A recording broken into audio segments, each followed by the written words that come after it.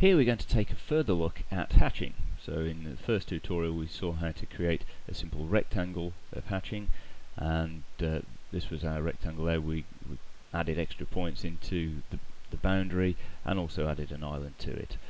Here I'm just going to delete that, so with it selected I can just hit the delete key and the hatching will go. We have the associative hatch. Here I can pick my border, so if I was tracing around something, option end, that will give me my hatching, and again we can add islands into it.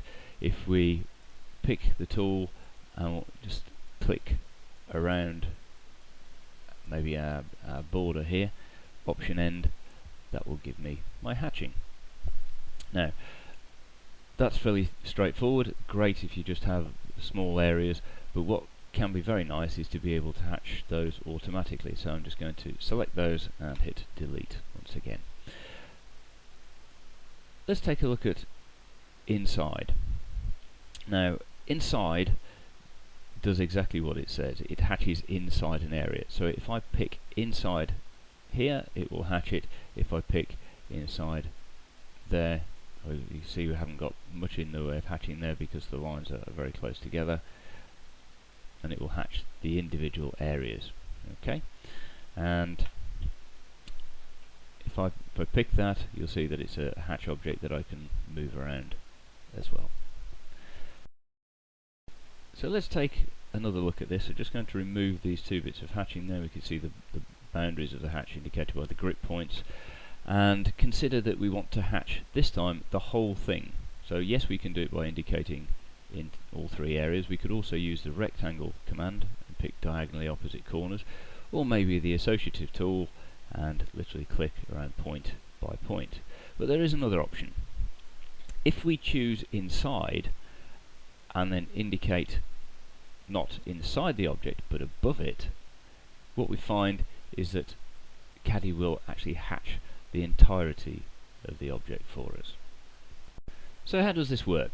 Well, if we consider what's actually going on, when we indicate our point to trace, so if we pick a point in here, Caddie will then look vertically down and then attempt to track around inside on the smallest defined boundary until it reaches back to the initial starting point, at which point it will close the trace and insert the hatch.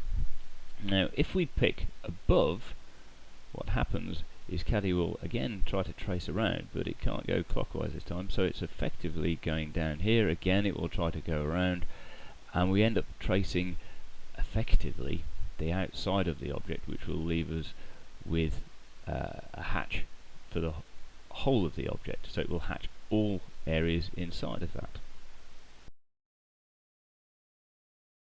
So here we have a more complicated shape, and what I've done is create the lines individually so that they're just lines rather than polylines.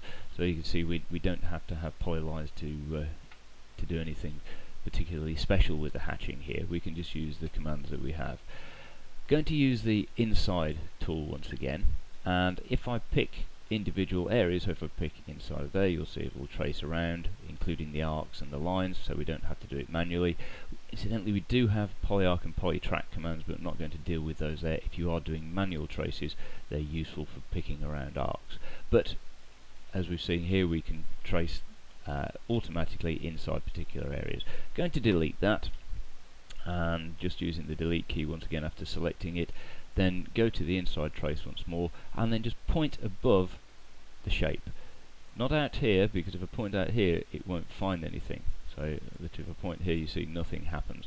However, if I point here, it traces around and goes around the whole shape, filling in the area inside.